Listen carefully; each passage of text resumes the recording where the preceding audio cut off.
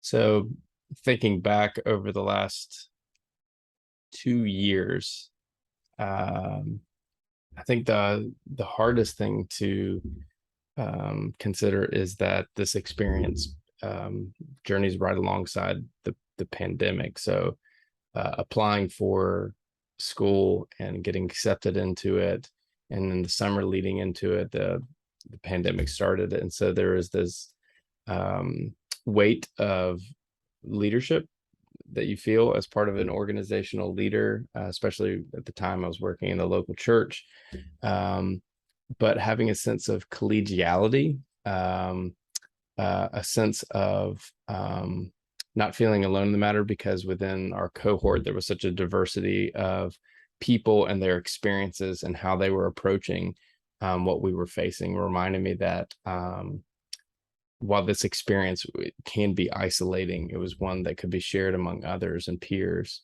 Um, I think one of the most important things was going into the program was having a sense of what you wanted to focus on and then lean heavy into that focus. I don't know if anybody's like this, but I have so many things that I care deeply about or want to address, and recognizing that they don't have to all be addressed in this 3-year experience, but I can specifically look for that one thing that I could zero in on and focus on, um, and do my best to become, the supposed expert in that particular concept that it was cultivating. And I think that would be one of the most important pieces of advice that I would give in learning, is even in that one thing. I remember having a conversation with my doctoral supervisor who said, "These are all amazing things. What is the one thing you're going to do within that subtopic that I was focusing in on?" And recognizing that we're all organizational leaders. We all have things that we're doing in our field, and there's only a limited amount of time you can dedicate to this program as you're doing this other work, and then do it with a sense of excellence. I think the other main takeaway I took from this experience was the fact that it's such a theologically diverse group of people. You go into a doctoral program, some with a faith-based background in where they're leading, or some that are just people of faith, local church ministers of all sorts.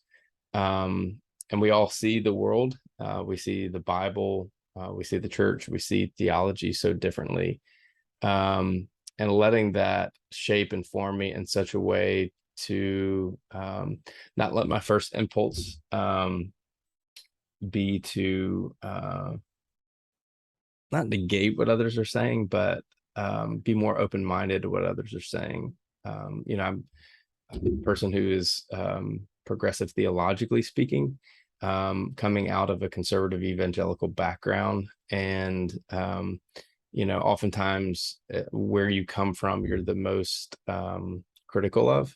And so recognizing my love and care for my peers, and listening to what they have to say and being shaped and formed by their perspective, and where they're coming from and how their context has shaped the way they see about things. And to zero in more on that, how do I become a non-anxious presence in a contentious conversation? Or how do I not let my emotions get the better of me when I feel passionately about a particular theological or political thing that's happening in a conversation or what's happening in our world? And so recognizing, embracing the diversity that exists within your cohort is so important. Lean into the experience, because it's going to be here, gone in no time.